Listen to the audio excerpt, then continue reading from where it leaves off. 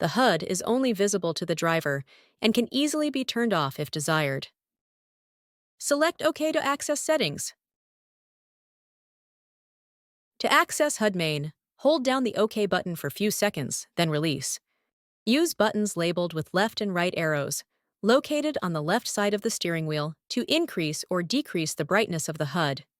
This is helpful for ensuring the display is clearly visible during different lighting conditions. Use the up or down buttons to move the HUD image higher or lower on the windshield. This allows you to position the display at the most comfortable height for your line of sight.